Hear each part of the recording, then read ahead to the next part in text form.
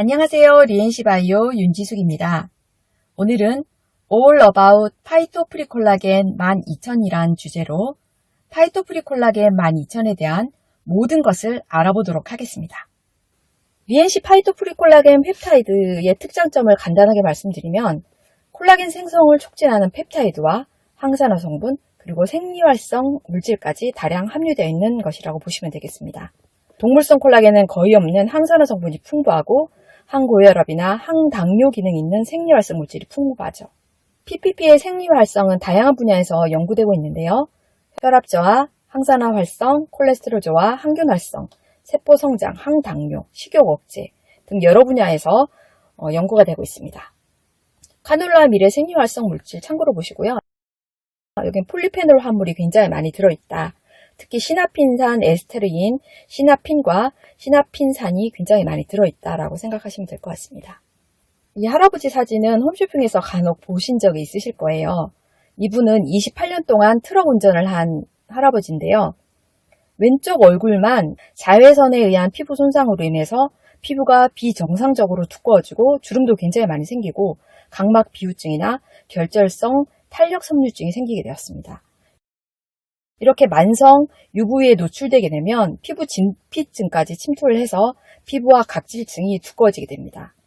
노화된 피부는 항산화 성분이 매우 감소되게 됩니다. 특히 비타민 E라든지 C라든지 글루타사이온 같은 것들이 70%까지 감소되고요. 체내 항산화 시스템이 무너지게 되면 DNA가 손상되고 지질과 단백질이 손상되고 피부 노화가 진행되게 됩니다. 콜라겐이 워낙 피부 주름이나 피부 보습에 효과가 있다 보니 저도 이에 관한 실험을 수행을 했었습니다.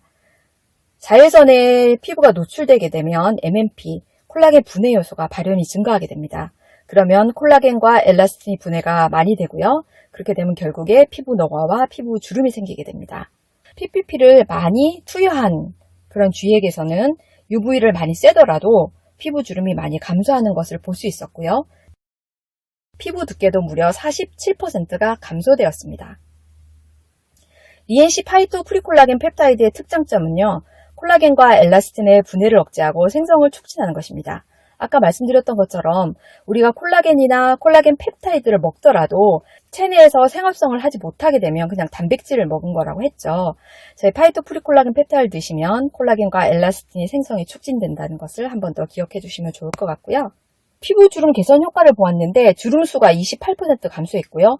주름의 총 길이도 21% 감소, 주름의 평균 길이는 39%, 평균 깊이도 23%가 감소를 해서 PPP를 먹으면 피부 주름 개선에 효과가 있다라고 말씀드릴 수 있습니다. 다음으로 항산화력에 대한 실험 결과입니다. PPP는 피시콜라겐 펩타이드에 비해서 총 폴리페놀 함량이 약 30배 이상 높았고요. 이것뿐만 아니라 총 플라보이드 함량도 굉장히 우수하였습니다. 특히 SOD나 케탈라이저 같은 항산화 요소 활성이 농도 의존적으로 높아졌고요. ABTS나 DPPH나 프랩 같은 활성산소종을 소거하는 능력도 굉장히 우수하게 나타났습니다. 다음으로 주목할 만한 것이 항고혈압 효과인데요. 약사님들 잘 아시죠? 레닌, 안지오텐신, 알도스테론계인데요. 저희 PPP 같은 경우에는 안지오텐신 1에서 2로 갈 때 필요한 안지오텐신 전환 요소를 블락하는 그런 기능이 있습니다. ACE 이니비터로 작용을 하는데요. PPP는 안지오텐신 전환 요소를 저해해서 항고혈압 효과를 나타냅니다. ACE 저해 활성은 가수분해 정도와 정비례하게 되는데 리엔시 파이토프리 콜라겐 펩타이드 같은 경우에는 분자량을 500달톤 이하로 잘라나기 때문에 우수한 ACE 저해 활성을 가졌던 것으로 사료됩니다. PPP를 10주간 섭취하였을 때 수축혈압이 6.6% 감소하였습니다. 항고혈압 효과 기전 중에 에노 증가, 혈관 이완에 대한 내용인데요.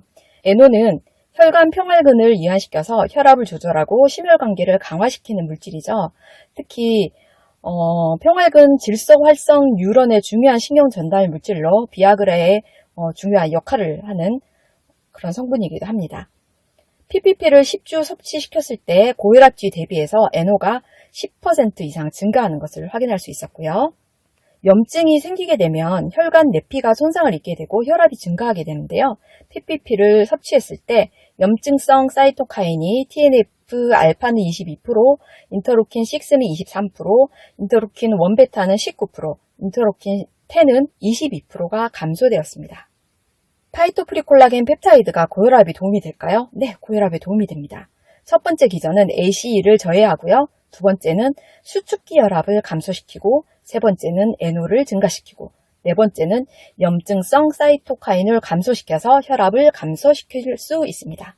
나노콜라겐 펩타이드하고요, 파이토프리콜라겐 펩타이드의 아미노산 조성을 비교를 해봤는데, 파이토프리콜라겐 펩타이드 같은 경우에는 당단백질로 구성되어 있다 보니 폴리페놀 성분 같은 것들이 굉장히 많이 있고요. 아미노산, 단백질 부분을 조성을 비교를 해보니까 피시콜라겐하고는 좀 차이가 있더라고요.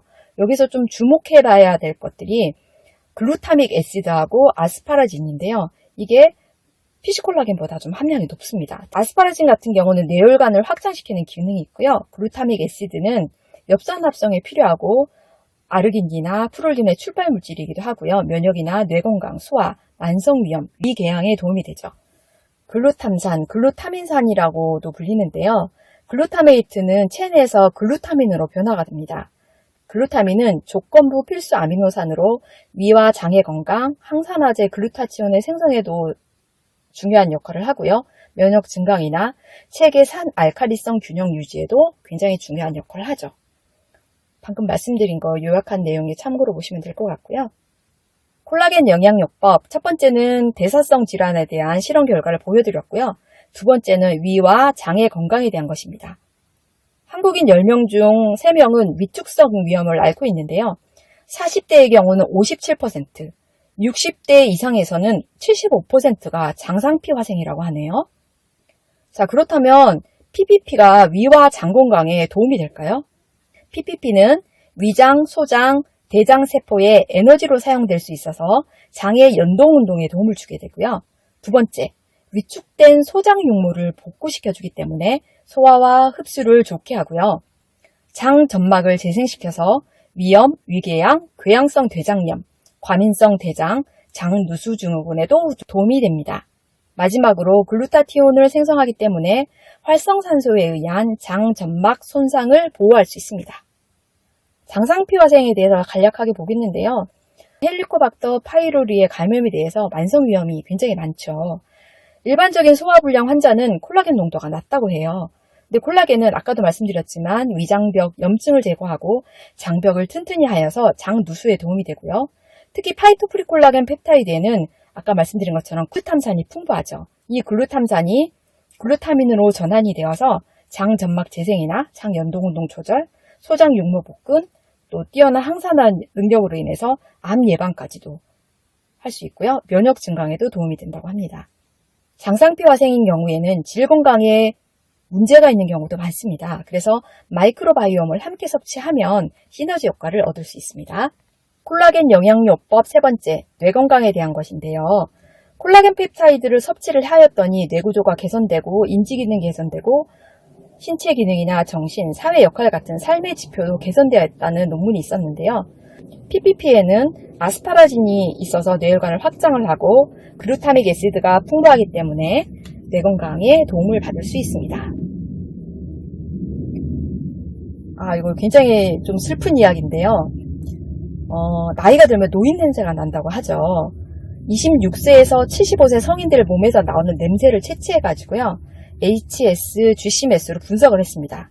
그랬더니 40대 이상에게만 불쾌한 기름 냄새와 풀 냄새를 가진 이 노네랄이 검출이 됐습니다. 이게 바로 노인 냄새의 원인 물질인데요.